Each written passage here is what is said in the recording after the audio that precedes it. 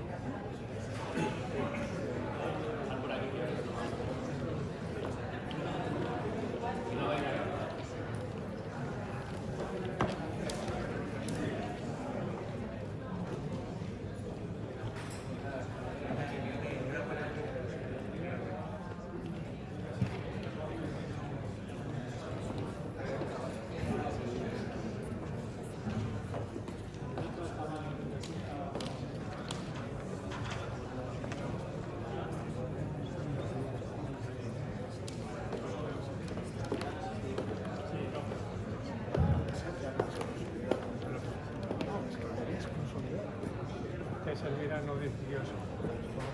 Todo un paso que hicimos de decisión acaba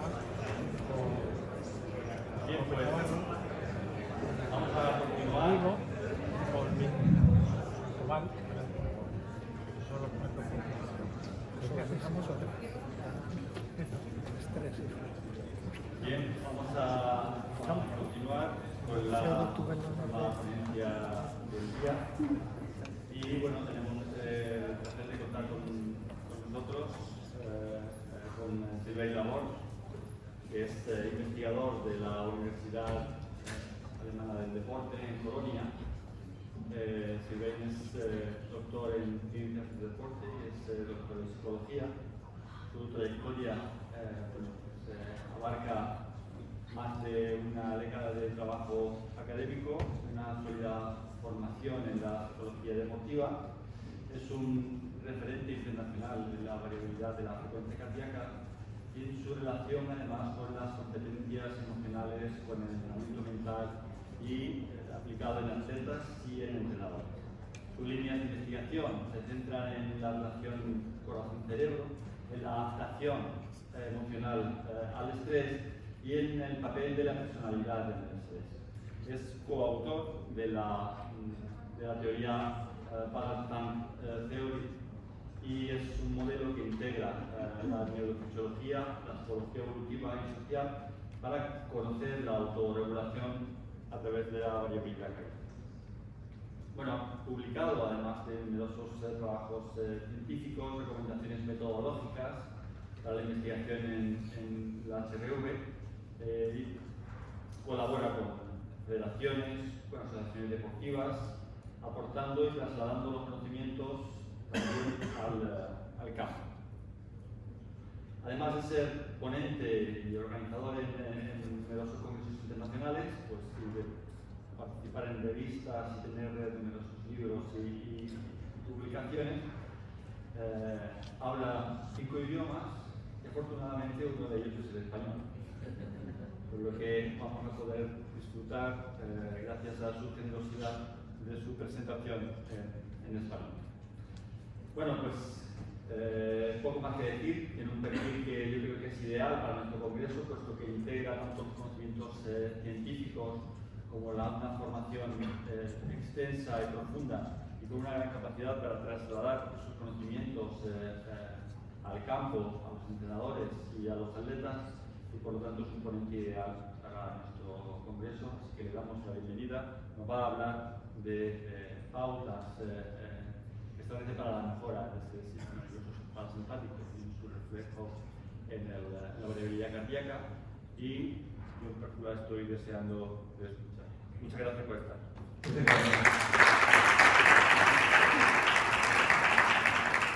Buenas tardes a todos. primero quiero agradecer a los organizadores por el honor de presentar aquí esta noche. Y es un honor particular porque hace 20 años estudié aquí en España, en el CEPERO en España. Me fui para el INEF de Las Palmas de Gran Canaria. Y quiero empezar esa charla para dedicarla a un hombre que ha tenido un impacto mayor en mi carrera profesional, pero también en mi vida personal. Félix Guillén ha sido mi profesor de Psicología del Deporte en Las Palmas. Félix, después de haber sido mi enseñante, nos volvimos colegas, hicimos estudios juntos y quiero dedicarle esta charla a su memoria. Ya está en otro lugar desde el 2019, porque tenía esa motivación, hay mucha emoción ahora, tenía esa motivación de siempre aprender. Y creo que es algo que todos nos lleva también en este congreso. Y empezó a aprender inglés a los 50 para así empezar una carrera internacional a los 50. Y feliz. Bueno, quiero que estés hoy, sé que nos están mirando, gracias por todo.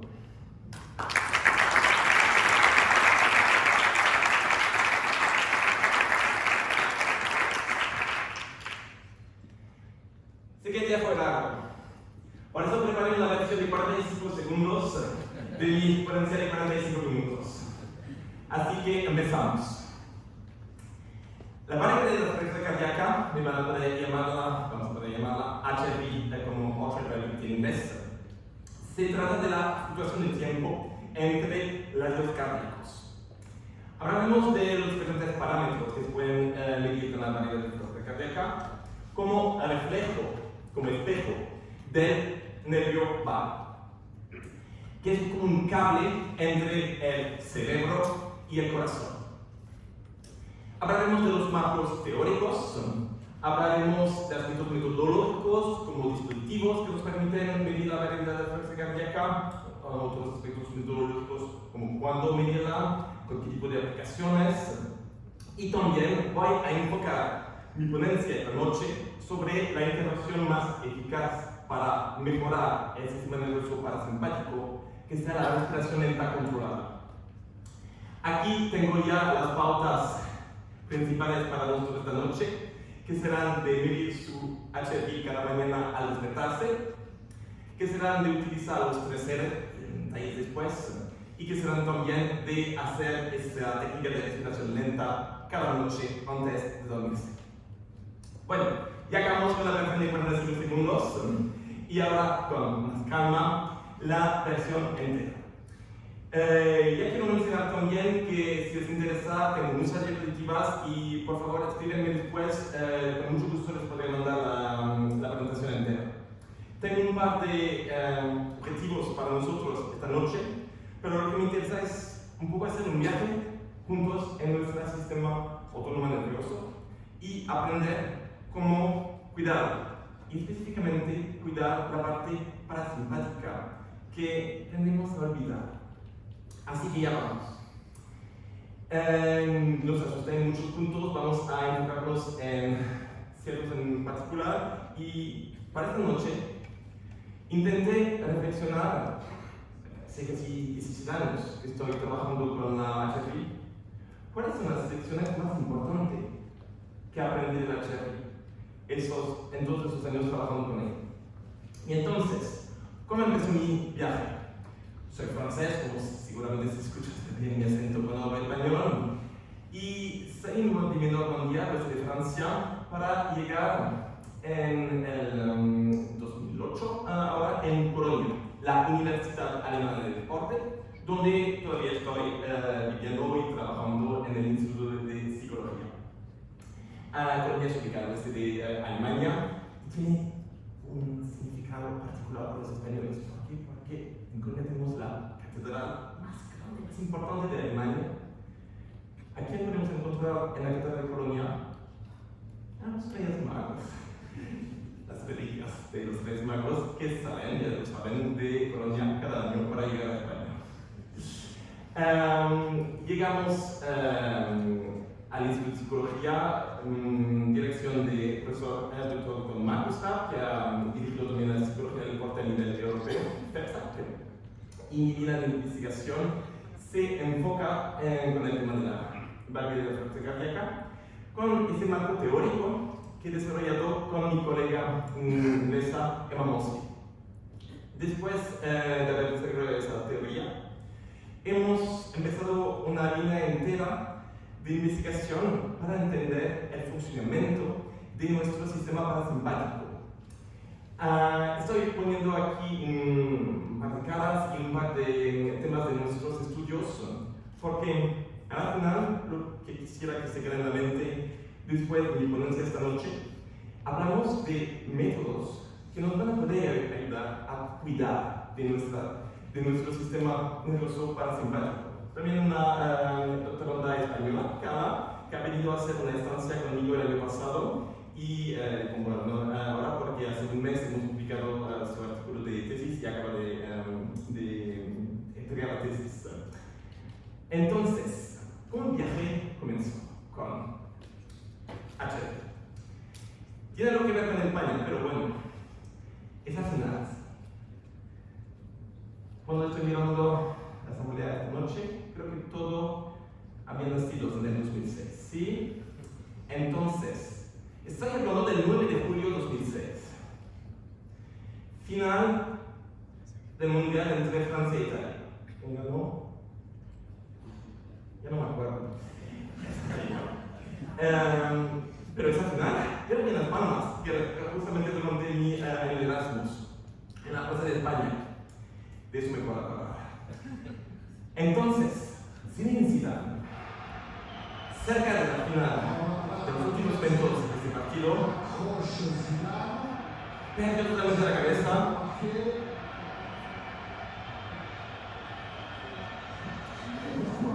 Incluso que me pasó antenas. Realmente era un momento muy fuerte porque Zidane había marcado el primer gol, Inglaterra así el empate para Italia 1-1 y se quedaba un poco hasta el final del partido. Curioso, esa pregunta, ¿por qué? ¿Por qué? ¿Por qué? Y esa pregunta desde el 2006 pues no me dejaba realmente dormir y hice esa pregunta casi la pregunta de mi vida que vinculé con el HRV cuando me di cuenta que tenía mucho que ver con el sistema nervioso parasimpático y el nervio vago. Entonces, mucho, hice un doctorado en ciencias del deporte, uno en psicología. En Alemania se tiene que hacer una habilitación para seguir en la universidad. Es ahí que he creado esa teoría que voy a explicar esta noche. Pero, antes de ir adelante, explicamos un poco con más detalles lo que es HRV. Les ruego, por favor, 2 dedos y aquí, en la muñeca, intentamos sentir nuestro pulso. Y ahora viene la pregunta. ¿Quién tiene la impresión que su pulso es un poco como un metrónomo? O sea, algo muy irregular. Manos arriba. Sí. Sí. ¿Qué podemos decir de eso? Artículo dice, ¿un corazón saludable? Pues no. Es un metrónomo. No se preocupen que esos 2 dedos no es un instrumento de medición lo más preciso que tenemos para medir la HRV. Eso bien. Y lo que fue muy interesante, yo estuve en China, en la Universidad de Ranking de Shanghái, la universidad me invitó en mayo para dar una serie de conferencias sobre este tema, y ahí me interesó un poco a las orígenes de la HRV. Y los doctores chinos, que les voy a llamar así, desde hace 2000 años, pues ya utilizaban ese método como método de diagnóstico para los pacientes. Y ya sabían que cuando el pulso era como gotas de agua en una cueva, de forma muy regular, pues la salud del paciente estaba en grave peligro. Y eso realmente me lo quedé como inspiración. Entonces, seguimos nuestro paseo en la historia y seguimos con la teoría de evolución de Charles Darwin. Darwin No hablo exactamente de HRV, pero hablo de otra cosa. En su teoría de la evolución, recalco el punto esencial, que cuando estamos hablando de sobrevivencia como especie, estamos hablando de la capacidad de adaptación, la capacidad de adaptarse al entorno, a todo lo que ocurra fuera y también dentro de nosotros. Darwin era, se podría decir, un amigo de Claude Bernard. No me estoy refiriendo ahora a Claude Bernard porque es francés, pero también porque es el padre de los neurociencias modernas. La Universidad de Lyon en Francia tiene su nombre. Y Claude Bernard se quedó conocido en el campo de la HRV. ¿Por qué? Porque él fue el primero que realmente ha trabajado con el nervio vago, con el sistema nervioso parasimpático. Y eso Darwin ya lo había notado en el siglo XIX. Siempre cuando me pongo a pensar, wow, lo que estamos haciendo ahora con bandas, electrocardiogramas, pues en el siglo XIX ya hombres sin esos instrumentos ya tenían esa idea de la correspondencia, de ese diálogo entre el corazón y el cerebro. Entonces, para los que les interesa, cuando se van a ir a París la próxima vez, no muy lejos de Notre Dame, pues ahí se puede todavía ver el laboratorio donde trabajó Claude Bernard. Cuando estoy hablando del nervio vago, estoy hablando de esa parte del sistema nervioso autónomo. Vamos rápido ahí. Y nuestro sistema nervioso parasimpático tiene un nervio importante que se llama el nervio vago, que va a conectar el cerebro con los órganos más importantes del cuerpo para regularlos. Uno de nuestros órganos más importantes es el corazón. Entonces, lo que vamos a medir con la HRV no es otra cosa que esa rama del nervio vago que viene a controlar el corazón. Al saber eso, ya vamos a poder tener unas gafas específicas cuando vamos a hablar de nuestros números de HRV. Ahora tiene la lección número 1. Bueno, cuando vamos a hablar de HRV, vamos directamente a tener una ventana abierta sobre el funcionamiento de nuestro nervio vago.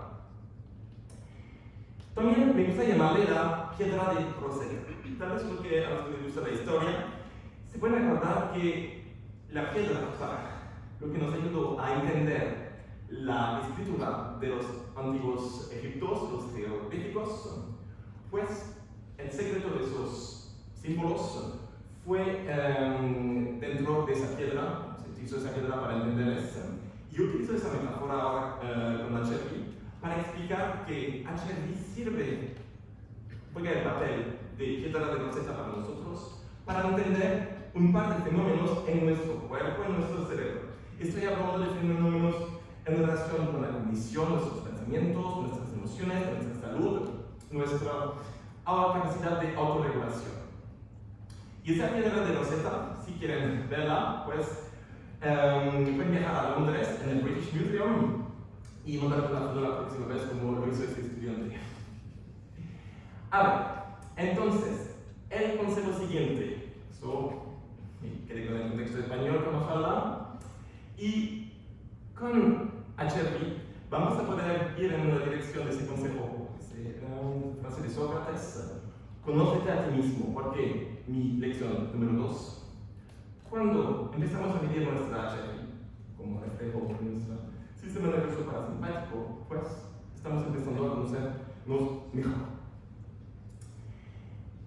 Hay muchos mitos en torno al HRV. Para esta noche, escoge uno que vais a ver en todos los dispositivos que pueden comprar si escriben HRV en Google. Todos esos dispositivos van a prometer una cosa. Con HRV podemos tener un indicador de estrés en todos los dispositivos. Y yo vengo ahora diciendo, no es verdad. ¿Por qué? ¿Por qué puede decir eso? Eso significa cuentos de hadas en... Bueno, un paso atrás. HRV nos permite tener la actividad del sistema nervioso parasimpático. Cuando hablamos de estrés, el estrés es una cosa mucho más compleja. El estrés, y ya es una visión simplificada del estrés a nivel fisiológico, tenemos un par de reacciones rápidas con el sistema nervioso autónomo, la rama parasimpática, simpática, y también una respuesta más lenta con hormonas, específicamente cortisol. Con HRV solamente tenemos esa visión del sistema nervioso parasimpático. También es otra mentira o mito que con HRV podemos también medir la rama simpática, ya sabemos que no es verdad. Entonces, si realmente quiero tener una medida de estrés, pues tengo que invertir un poco más de recursos. Como dije, también tener instrumentos para medir el sistema simpático, pero también hormonas. Y ya vemos que la cosa es un poco más complicada que lo que pensábamos de principio. Y voy rápido ahora, pero hay muchos modelos de estrés. Ningún modelo va a decirles estrés es el sistema nervioso parasimpático. No. Estrés es una cosa muy compleja y es uno de los modelos, el modelo estático, y solamente lo utilicé para ilustrar el hecho de que HRV es solamente una de muchas variables que se debería evaluar para tener una idea un poco más concreta de estrés. Ahí viene la lección número 3, que sería HRV no es el nivel de estrés, pero sí nos va a poder dar una idea cómo estamos manejando nuestro estrés. Eso nos lo quedamos también en la mente. Lo siguiente, voy a hablar de teoría. Trabajé mucho con marcos teóricos para que puedan entender un poco el caso de HRV. Es un campo de investigación muy vivo. Con muy vivo estoy hablando de más de 2.000 estudios al año. 2.000 estudios, yo tengo cada semana alertas, cada vez que la palabra HRV sale en un artículo, pues cada semana estoy leyendo entre 50 y 100 abstracts de estudios, mucho. Y para dar sentido a toda esa masa de datos relacionados con HRV, pues teorías nos ayudan. Teorías nos ayudan a tener una estructura. Y ahí, esa cita que una buena teoría también tiene que ser muy práctica. Y resumiendo las teorías que tienen una relación con HRV, todas tienen una relación con el sistema nervioso parasimpático. Pero hay una que se destaca, que sería una que se basa en lo que se llama la red autónoma central, el Central Atomic Network en inglés, del profesor Tyler. Y para hacerlo de forma sencilla, esa red nos dice que las zonas del cerebro que están controlando el corazón también están involucradas en el funcionamiento de la cognición, o sea, la corteza prefrontal, y también del manejo del estrés, de las emociones.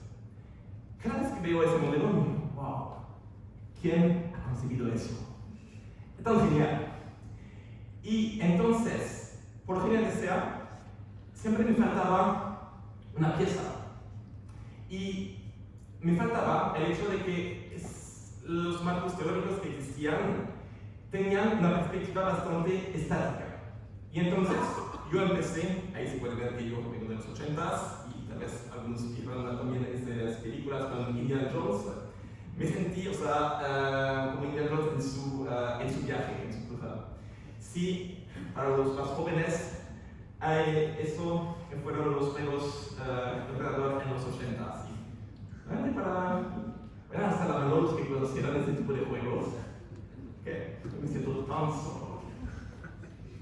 Perfecto. Había que usar el verbo para tener una acción y era muy excitante. Exacto. Entonces, para volver a mi propósito de explicar ese viaje, lo que buscaba en esa película era el fondo grave. Entonces, yo me inspiré de eso para imaginar el sistema nervioso parasimpático, el nervio vagal, como un tanque que nos permitía tener una visión dinámica del proceso del funcionamiento del nervio vago. Y entonces me quedé con esos 3 R's, que significaban que había que tener en cuenta 3 momentos de medición para el nervio vago: el reposo, la reactividad y la recuperación. También funciona en español. En alemán siempre me falta la última palabra que no me sale, pero no sé cómo se llama nosotros. Entonces nos quedamos con los 3 R's también en español. Y entonces, con ese marco teórico, pusimos el enfoque sobre el hecho que había que tener una perspectiva dinámica con nuestro sistema nervioso parasimpático. Y entonces, esto fue realmente el inicio de una serie de experimentos, de estudios que, en vez de solamente tener en cuenta una perspectiva estática, movernos en una perspectiva dinámica. Lo voy a ilustrar con otros estudios después. Entonces, la lección número 4 es exactamente sigue ese marco teórico. Para entendernos, para entender cómo estamos funcionando, hay que entender cómo nos estamos enfrentando a todo lo que viene por encima y cómo podemos después levantarnos de nuevo, para ponernos así. Siguiendo con los métodos, ahí voy a ir rápido, con el profesor Thayer, el que ha creado este modelo de integración neurovisceral. Durante los 10 primeros años que trabajé con HRV, estaba ahí con esa masa de datos, esa masa de estudios. Nadie hacía lo mismo, todos hacían algo diferente, todos decían sí, hay que hacer así, hay que hacer así, hay que hacer así. Ok, a la final, ¿qué debemos hacer? Entonces hablé con el profesor Thayer y nos pusimos de acuerdo para hacer una serie de recomendaciones. Les paso los detalles, pero estamos hablando de miles y miles de artículos de HRV que hemos analizado y ver las prácticas más, los que hacían más sentido. Nos quedamos con este artículo de recomendaciones que ya está utilizado en muchos laboratorios en el mundo. Aquí tenemos la estructura. Ahí no voy a entrar en detalles, pueden contestar a preguntas después, pero el punto de este artículo era intentar tener una estandarización de la investigación del HRV para que más gente en el mundo haga lo mismo, para que podamos comparar lo que estamos haciendo y no que cada laboratorio que trabaja con HRV en el mundo tenga sus propios estándares. Entonces sigamos aquí con los dispositivos. Una manera sencilla para medir HRV es utilizar una técnica que se llama PPG, fotoperiodismografía. Es una historia de luz que mandamos a los vasos sanguíneos y medimos cómo está absorbada. Aquí pasó un par de sensores, de dedos, anillos, de relojes, cámaras de smartphone. Eso sería un primer rango de dispositivos.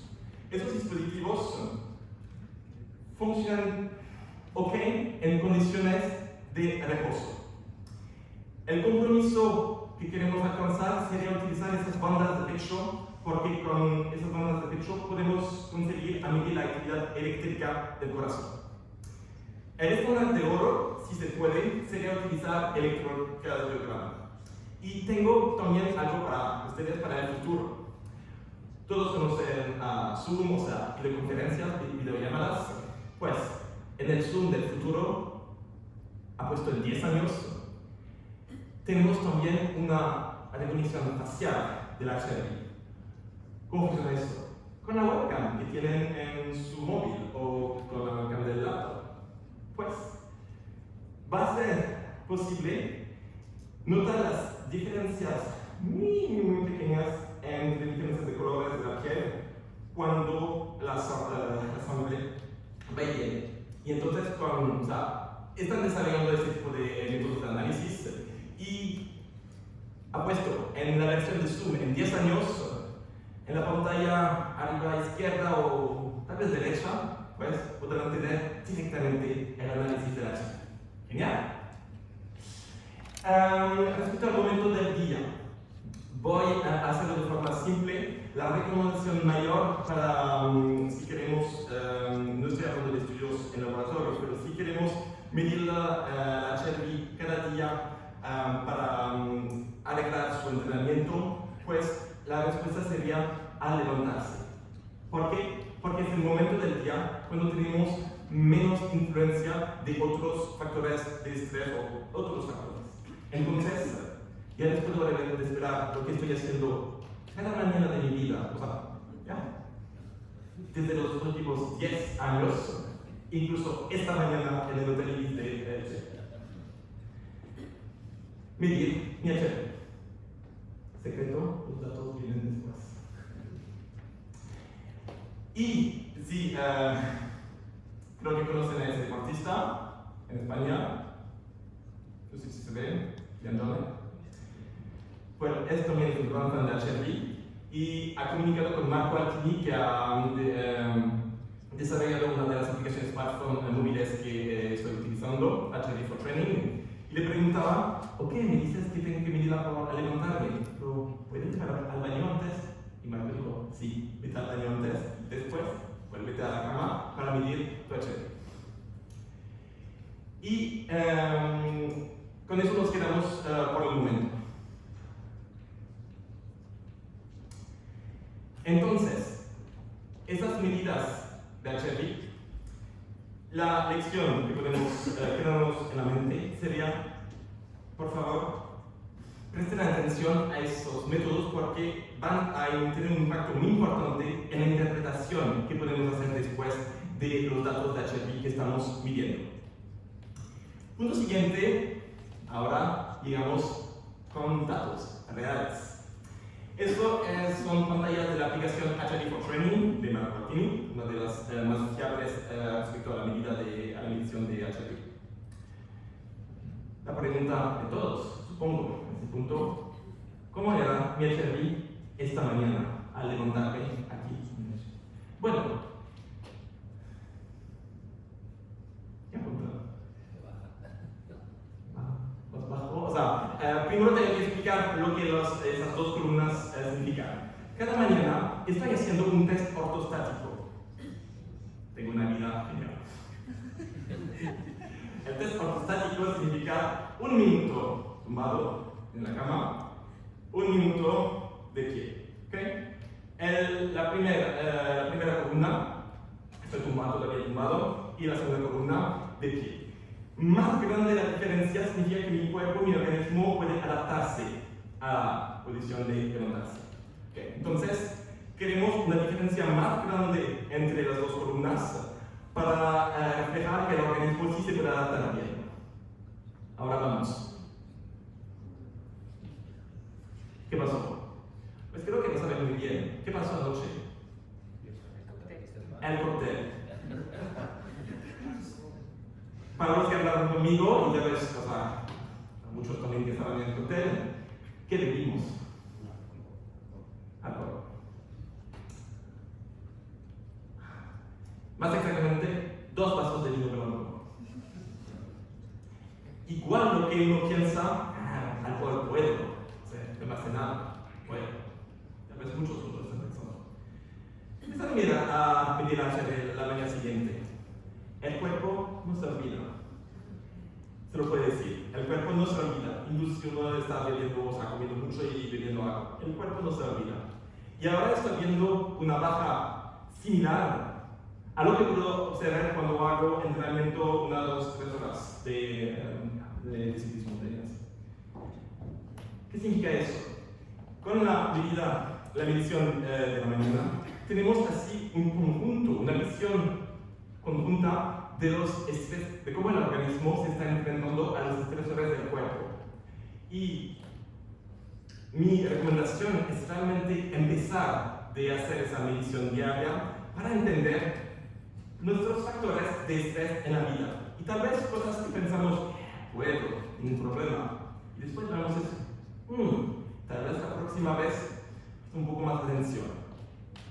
Entonces, estamos hablando de lo siguiente ahora, porque yo tuve que comentar por qué se ve mi HRV tan baja hoy, porque lo del alcohol, tal vez porque viaje también de Alemania, pero más bien dicho fue el alcohol. Entonces, cada mañana también estoy llenando un cuestionario con esta aplicación.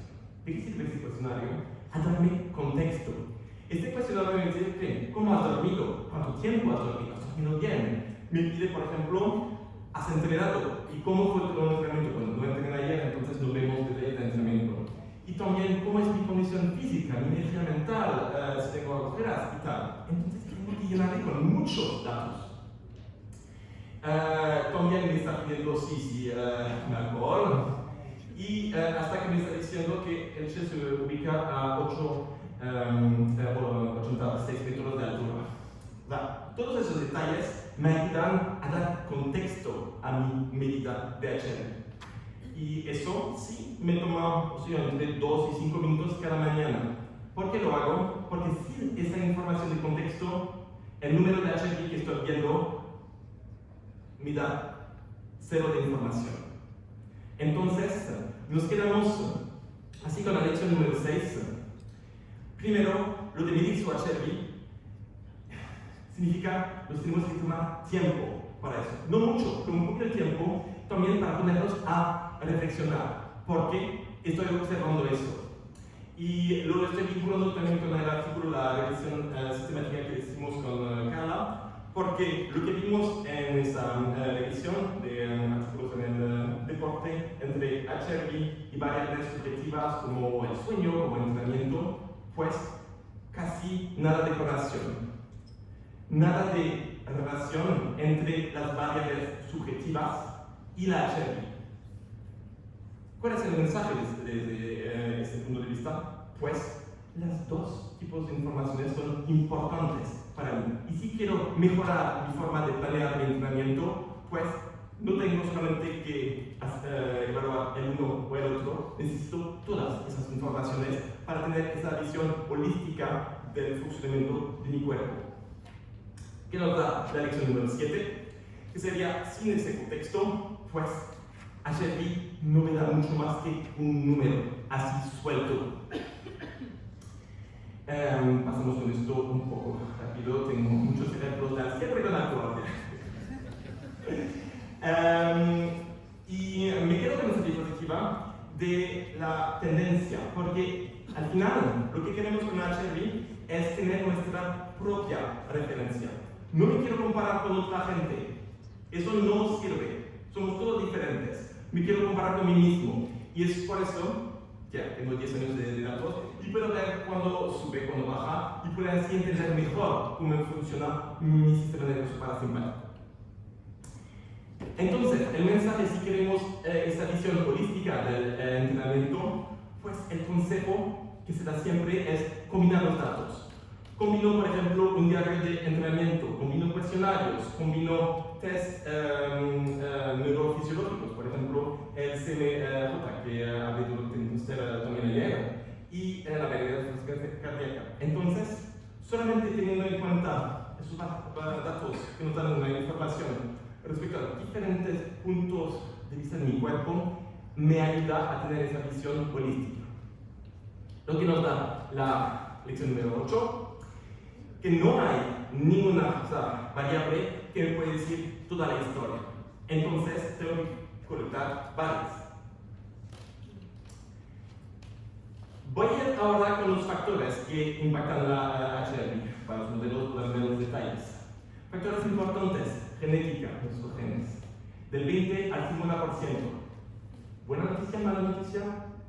Pues, siempre que los 50-80% restante, yo puedo decidir el impacto. La edad. Buena noticia, mala noticia, ya. La buena noticia viene que podemos contraer un poco esta tendencia. Al nivel, si estamos viendo normas durante toda la vida, la HRV está más alta al inicio de la vida, más baja al final de la vida. También tal vez se pueden ver una diferencia entre hombres y mujeres.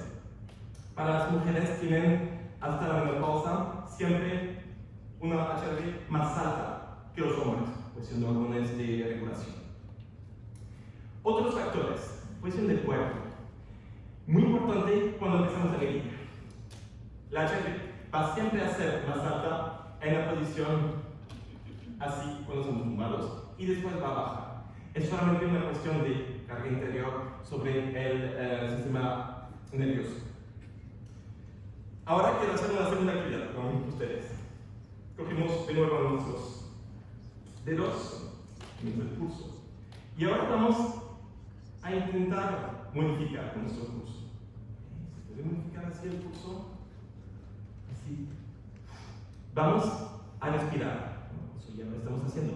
Pero vamos a exagerar las fases de respiración. Vamos a inspirar muy fuerte. Vamos a expirar muy fuerte. Y veamos lo que pasa con el pulso.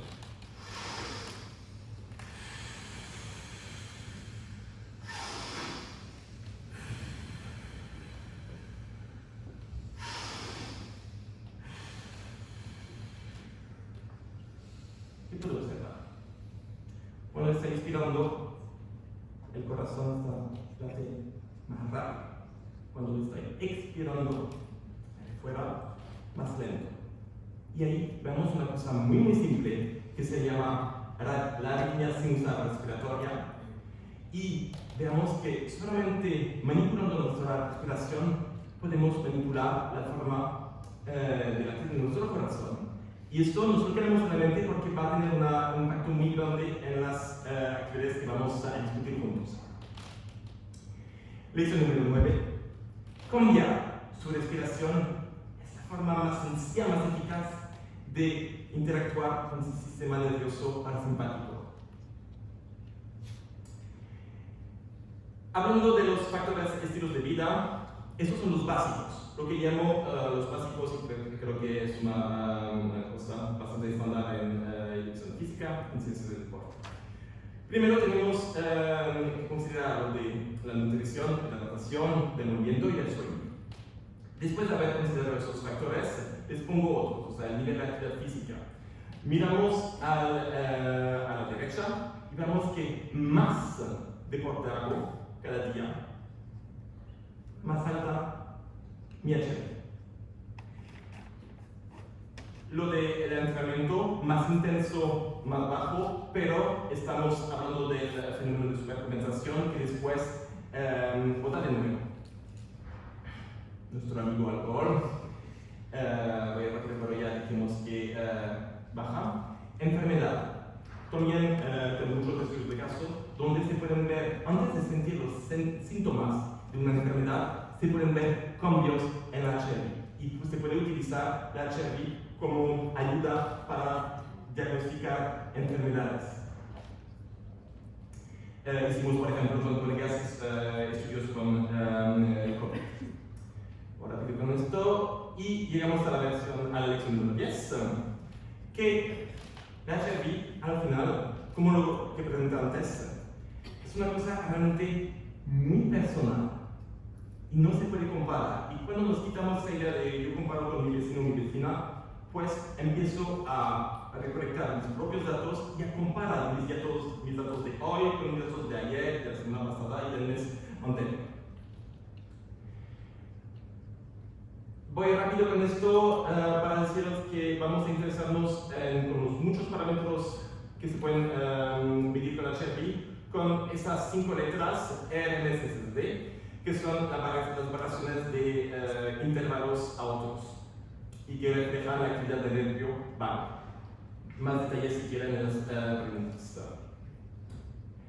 Ahora nos damos cuenta, esos son los 2000 artículos al año de HRV, del rango de aplicaciones con la HRV. Entonces, de esos 2000 estudios, para hacer síntesis de la literatura, con mi grupo también lo hicimos bastante en sus últimos años, se hacen revisiones sistemáticas, metaanálisis, para poder entender eso mejor. Y escogí un par ahora.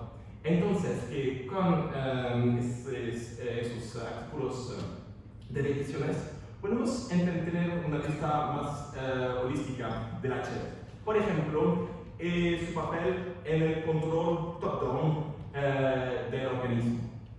También con las funciones ejecutivas, o sea, podemos medir, para decirlo así, con nuestra concentración con la HRV.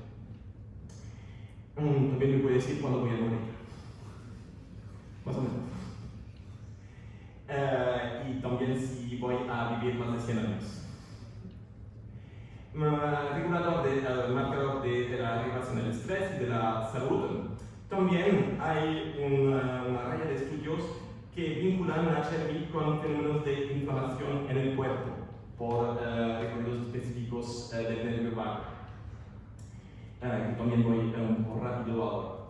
Con el sueño a nivel social y también a nivel en campo de la psicología del deporte.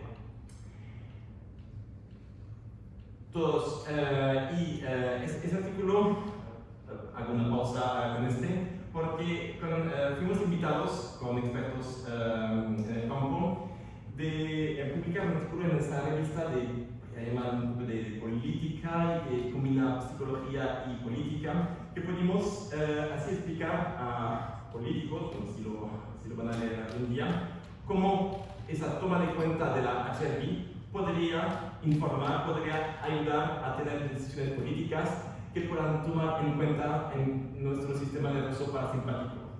No creo que tuvo mucho éxito hasta ahora, pero tengo esperanza para el futuro. A ver, el enfoque que quería dar para esa potencia. ¿Cómo puedo mejorar mi HRV? Diciendo, ¿cómo puedo mejorar la actividad de mi sistema nervioso parasimpático? Aquí los métodos más eficaces. Pero primero, cuando el corazón se está enfrentando con mi cerebro, ¿qué podemos hacer? Nos quedamos con la lección número 11. Los básicos son los básicos.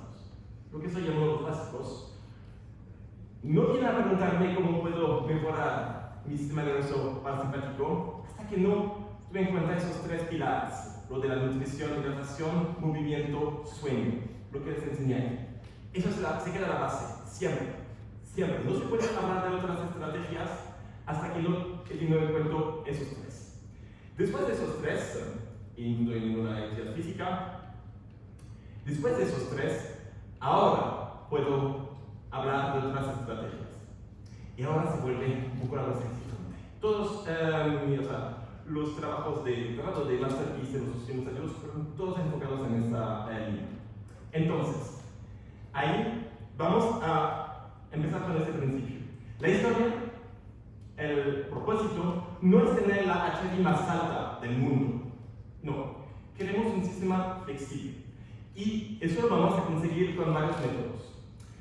Lo de la estimulación inversa se hace en ciertos casos de enfermedades, pero no es lo que quiero comentar esta noche. Vamos a hablar de cosas que casi cualquier no puede hacer. Entonces estoy hablando de estimulación no invasiva del cerebro. Se puede hacer con TMS o TDCS. Eso lo hizo mi estudiante de doctorado Maximilian Schmosser. Y primero con una metaanálisis y después con estudios en el laboratorio, mostramos cómo la estimulación del DLPFC, dorsolateral prefrontal cortex, puede tener una influencia positiva sobre el sistema nervioso parasimpático. Otro método que se hace, inspirado de la acupuntura, si algunos de ustedes han probado hacerlo, es estimular el nervio vago al nivel de la oreja, de forma eléctrica. Eso lo hizo otro chico de doctorado conmigo y los resultados no fueron tan satisfactorios. La razón es que hay muchos circuitos en el cerebro entre la estimulación de la oreja y lo que se observa en el corazón, entonces no sería el consejo número 1 para directamente estimular su sistema nervioso parasimpático. Eso es cuando pienso en las temperaturas aquí en verano. Eso podría ser una buena solución. La inmersión en agua helada. Eso, hicimos una metaanálisis de todos los métodos de recuperación después el esfuerzo físico. Un método ha ganado fue este, a nivel del corazón. Entonces, es la recomendación que podemos dar si queremos favorecer la respiración a nivel, la recuperación a nivel del corazón del sistema nervioso parasimpático. Todas las referencias pueden encontrarlas aquí. Para la técnica siguiente, vuelvo a la lección número 9 de la respiración. ¿Por qué? Porque ahora vamos a hablar del reflejo de inmersión. No me lo traje aquí esta noche, pero suelo hacerlo también en el escenario. Se trata de ponerse la cabeza, la cara, en agua, y eso es un estímulo directo para nuestro sistema parasimpático. Pero te crea una bradicardia impresionante, la frecuencia cardíaca baja y activamos el neurotransmisor. También hicimos una meta-análisis con mi doctor Sherman y pudimos comprobar que sí activa el neurotransmisor. Siguiendo con el método principal, no olvidando la hora, no. Este método me ha ocupado muchos años. Se trata de respiración lenta y controlada. Lo probamos juntos. Vamos a inspirar cuando la pelota amarilla sube y expirar cuando baja.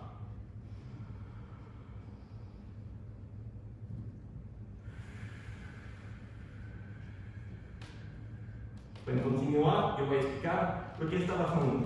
Estamos cambiando nuestra respiración espontánea del 12 al 20 ciclos por minuto, cuando no estamos haciendo nada de esfuerzo, a 6 ciclos por minuto. 6 ciclos por minuto es como un nombre mágico para nuestro sistema respiratorio, porque lo hago rápido, puedo ir en detalles después, pero estamos haciendo una sincronización con la gestión de nuestra presión sanguínea, con los baroreflex, y que también ellos funcionan con 6 ciclos por minuto, y cuando los dos funcionan con 6 ciclos por minuto, creamos lo que se llama una resonancia en nuestro sistema cardiovascular. También hicimos muchos estudios meta-análisis sobre el tema. Si quieren un par de sugerencias para aplicaciones de móviles, aquí tienen, gratuitas, que permiten hacer esa respiración de 6 ciclos por minuto. Perfecto. Ahí vamos. Son todos los mecanismos, un poco más rápido, colegas que también han trabajado con este tema. Solamente hay que saber que este método, entre todas las técnicas para tener un impacto sobre el sistema nervioso parasimpático, pues fue lo más eficaz. O sea, estamos hablando de tamaños de efecto en estudios de forma, o sea, son los más grandes cuando comparamos con otras meta-análisis de otras técnicas que presenté antes. Y tienen también una raya de ventajas a nivel de la salud. Pasamos con los resultados de la meta-análisis.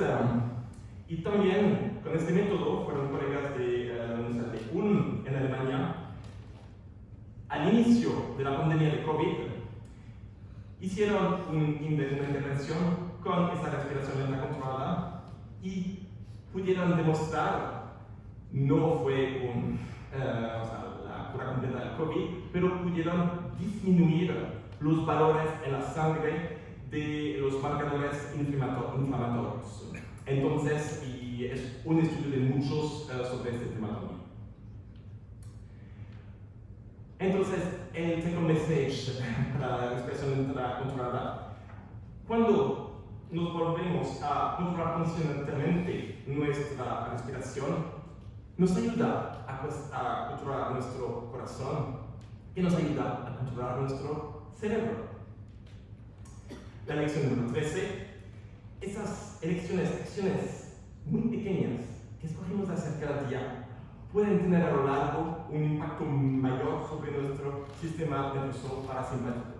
Directamente a la 14, haz algo hoy, tu sistema nervioso parasimpático mañana te dará las gracias al levantarte. O sea, menos alcohol, por ejemplo. Y me gusta este tipo de comentarios también, o sea, lo de la medida por la mañana, después de algún tiempo al medirlo, no va a ser una sorpresa. O sea, ya sabía anoche que el consumo de alcohol, sé que la tengo disminuida mañana por la mañana. Entonces uno desarrolla así un sentido, un conocimiento de su sistema nervioso parasimpático. Voy a dejar esa diapositiva unos 30 segundos para que tengan tiempo de leerla.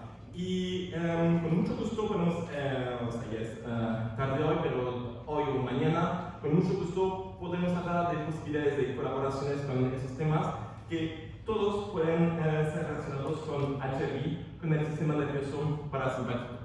Pueden tener fotos, o sea, realmente pueden ver que hay muchos campos de investigación donde se puede agregar la evaluación del HRV para tener así una vista más holística de los fenómenos que están ocurriendo.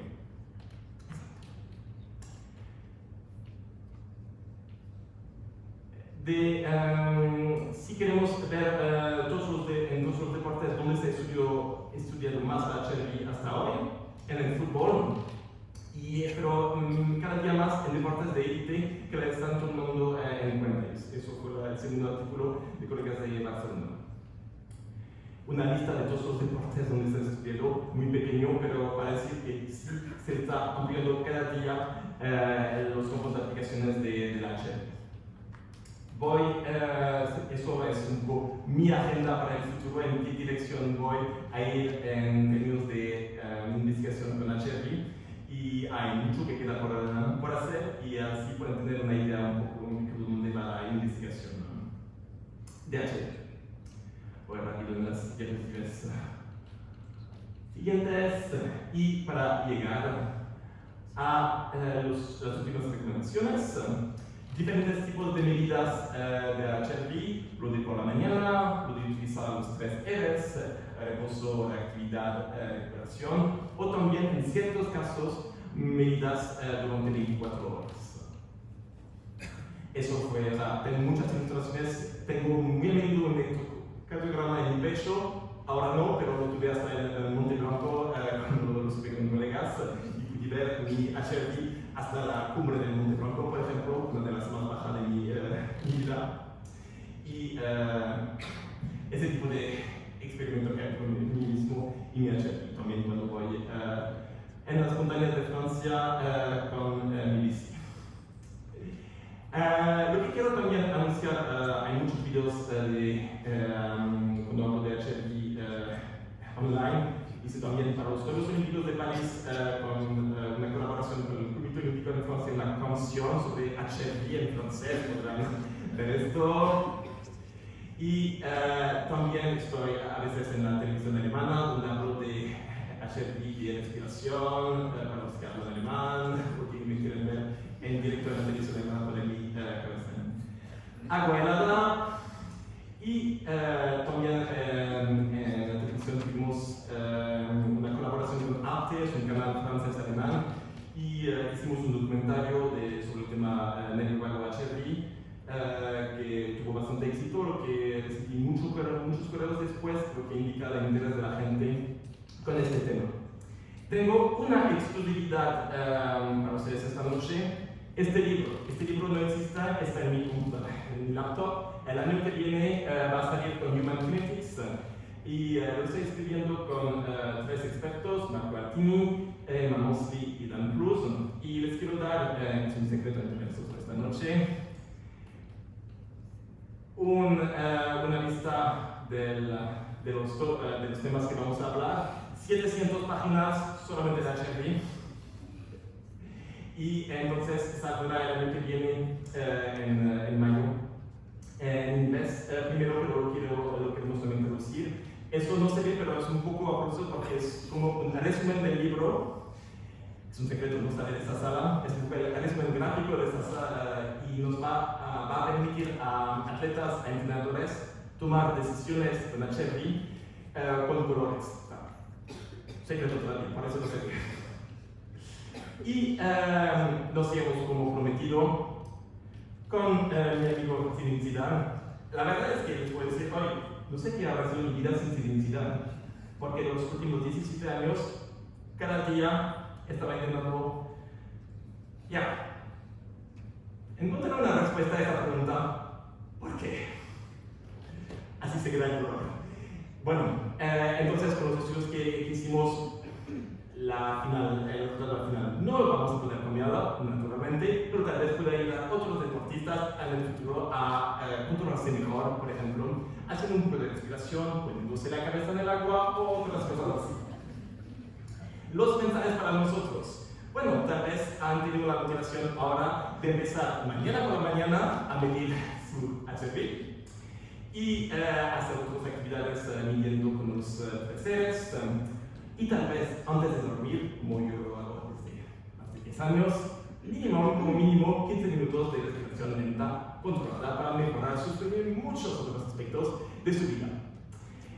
Mi viaje continúa con la variabilidad de frecuencia cardíaca, como siempre. Aquí tenemos mi grupo, pero espérense que les había prometido 15 lecciones, nos falta una. El número 15.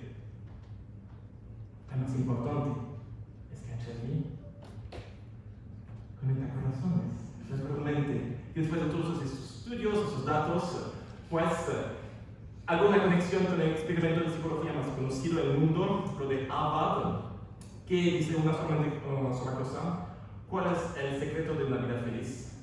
Relaciones con otros seres humanos. Y entonces espero que tal vez pueda también empezar aquí esta noche. Muchas gracias.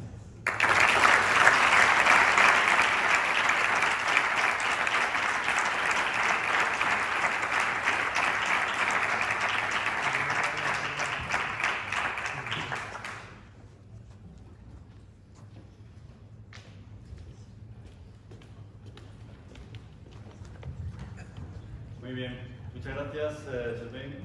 Comenzamos ahora un breve turno de preguntas. Si hay alguien que está interesado en hacer alguna pregunta en la sala.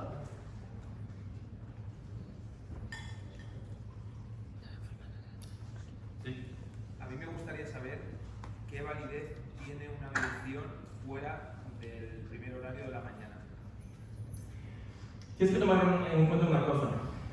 Cuando sales de este horario primer momento de tu día, vas a tener potencialmente muchos otros factores que pueden influenciar la vida.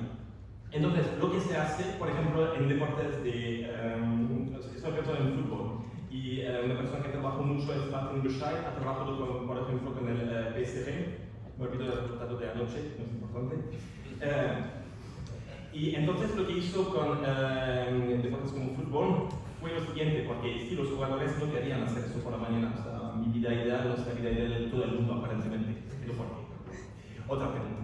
Entonces, lo que hizo fue desarrollar un protocolo de esfuerzo submáximo al empezar el entrenamiento. Protocolo submáximo significa 5 minutos, ahora no me acuerdo exactamente el porcentaje, pero tenía eso fijado, entonces un cierto porcentaje del máximo para cada jugador, y después, justo después de esos 5 minutos, hacer la medición. Así podía tener una manera de estandarizar, no era perfecto porque no era la primera cosa del día, pero era la primera cosa en el entrenamiento, en la sesión de entrenamiento, después de haber hecho ese tipo de esfuerzo submáximo.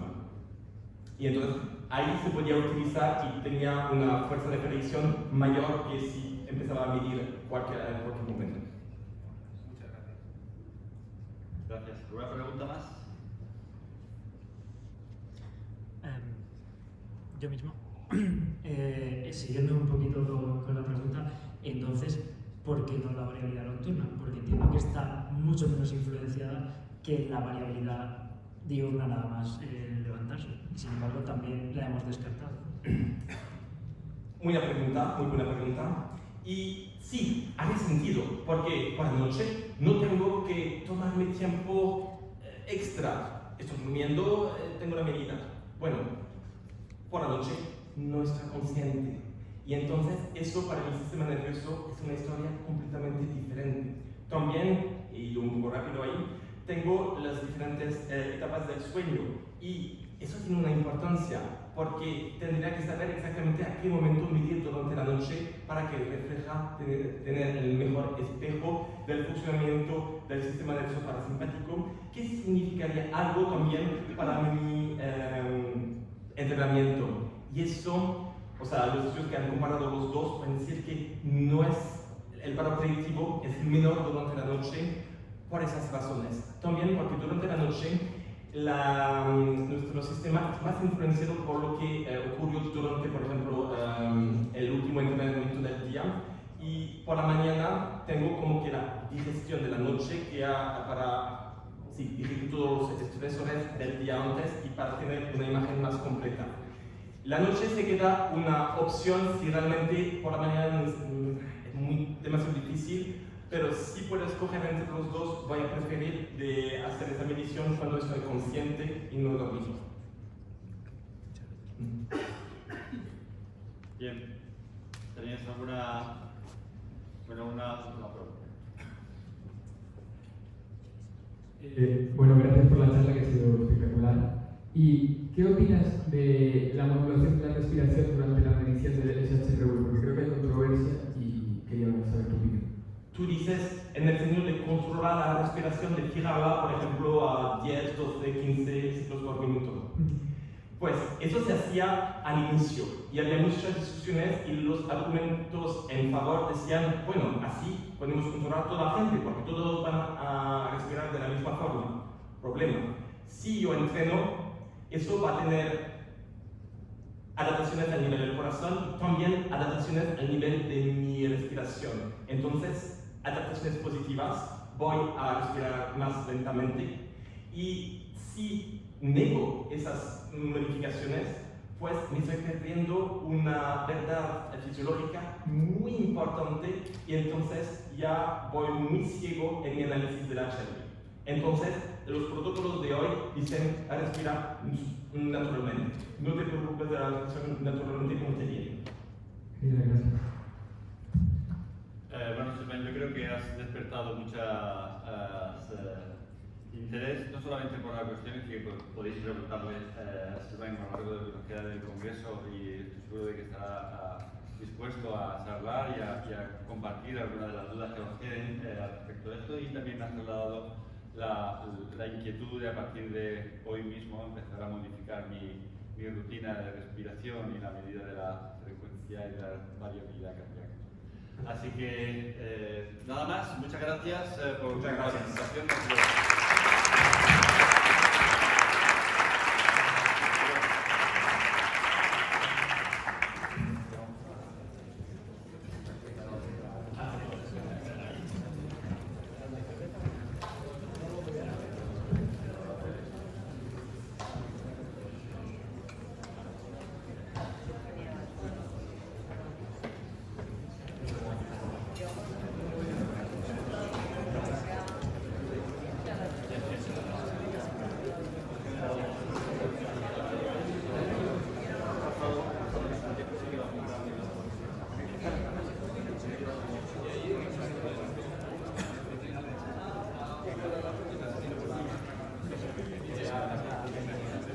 Que sale ganando.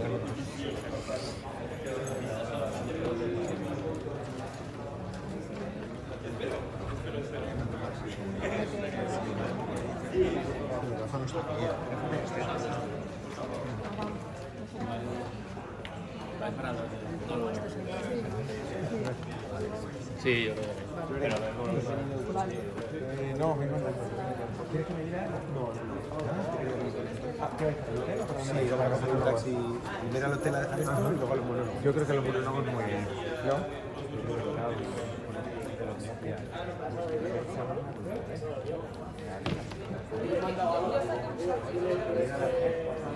Bueno, cuidarse, ¿eh?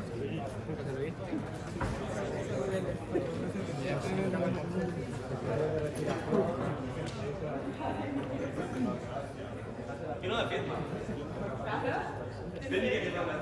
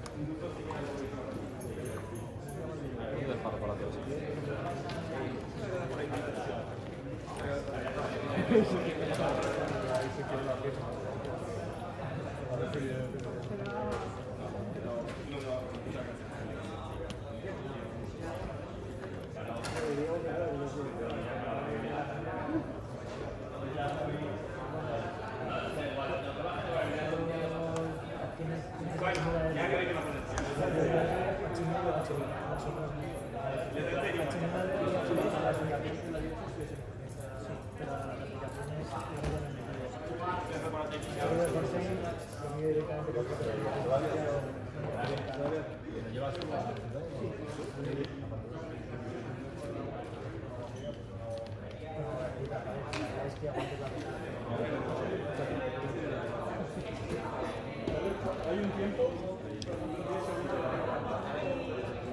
segundos que aguantes la respiración. Regulas la respiración y esa es la idea. Ahí está. De nada.